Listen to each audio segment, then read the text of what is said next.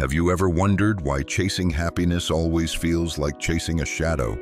You stretch out your hand, and just when you think you've got it, it slips away, like fog in the morning light. One moment you're smiling at the promotion, the next, you're staring at the ceiling at 2 a.m., wondering why, but you still feel empty.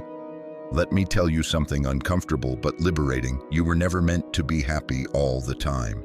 And the sooner you stop chasing happiness, the sooner you might actually find something far more powerful.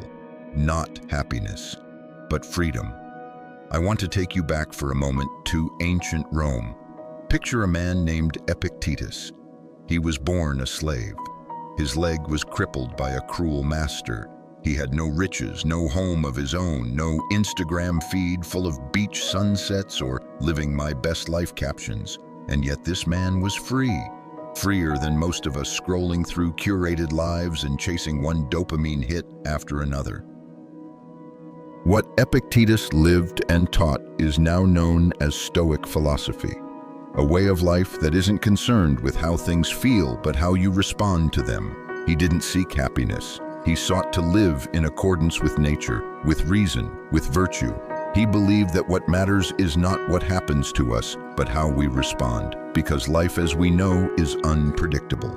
Joyful today, devastating tomorrow. To build a life on the fragile ground of happiness is to build a home in a land of earthquakes. But here's the truth. Stoic philosophy teaches us freedom isn't found in pleasure but in peace. Peace with what you can't control, peace with change, peace with discomfort. And strangely enough, that's what leads to something deeper than happiness, something that lasts. We've been sold a lie that if we chase the dream hard enough, get the job, the partner, the house, the perfect body, we'll finally arrive. But no one ever tells us what happens after we arrive. The finish line just moves. The dream upgrades. The goalpost shifts.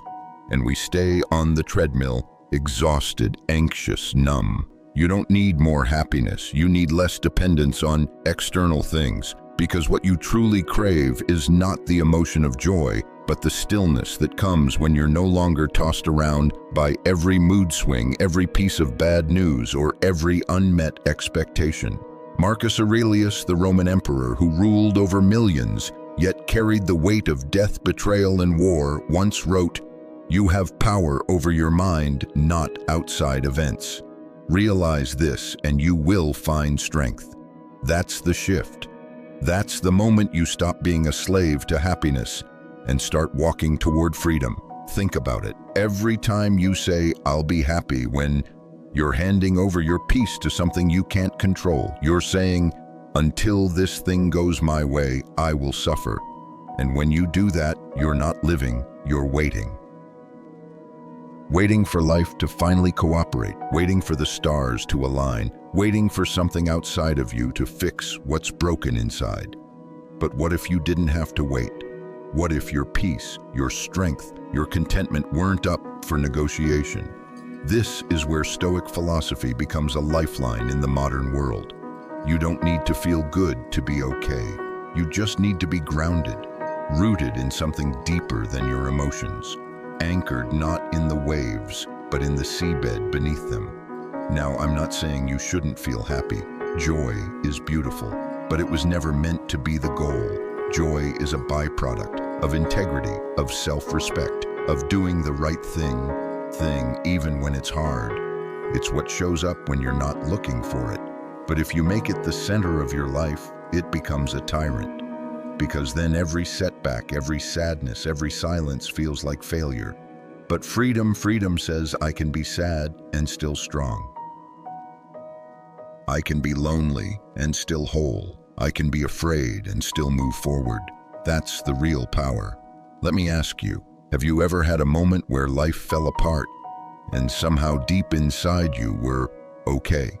Maybe a breakup, a layoff, a diagnosis. You cried, sure, you shook, but something in you didn't break. That was freedom. That was your soul, remembering what your mind forgot, that you were never meant to control everything, only your response to it. That's what the Stoics knew, that the highest good isn't to be happy, but to be free. Free from the need to please, free from the obsession with being liked, free from the fear of discomfort, and free from the illusion that a perfect life exists out there somewhere just waiting to be caught if you run hard enough. You know, we live in a culture that teaches us to avoid pain at all costs. Numb it, medicate it, distract from it. But what if pain wasn't the enemy? What if it was the path? Seneca, another Stoic thinker, wrote, "A gem cannot be polished without friction, nor a man perfected without trials. There is a strength born only in fire, a clarity that comes only in silence, a depth that grows only in darkness. Stop trying to be happy. Start trying to be free. Free from the noise, free from comparison, free from the exhausting need to feel good all the time. Let yourself live fully even when it hurts. Because when you let go of chasing happiness, something strange happens. You slow down, you breathe deeper, you begin to see the small moments again. A quiet morning, a kind word, the sound of wind through the trees. And these things, these seemingly ordinary things, start to feel extraordinary. You become present. And presence, not happiness, is where your life begins. So maybe it's time to stop asking, how can I be happy? And start asking, how can I be more whole, more honest, more aligned with my values? Maybe the question isn't what makes you smile, but what gives you peace when the smile fades. That's the quiet strength at the heart of Stoic philosophy. Not a life free from emotion, but a life free from enslavement to emotion. Not a denial of pain, but a refusal to be defined by it. And so if you've been tired of pretending everything's fine, if you've been chasing a feeling that keeps running ahead of you, maybe the problem isn't that you're broken. Maybe the problem is the map. Happiness was never the destination. Freedom is. And once you realize that everything begins to change, not because the world changes, but because your posture toward it does. You stop grasping, you start letting go, you stop running, you start walking calmly, with dignity, with clarity.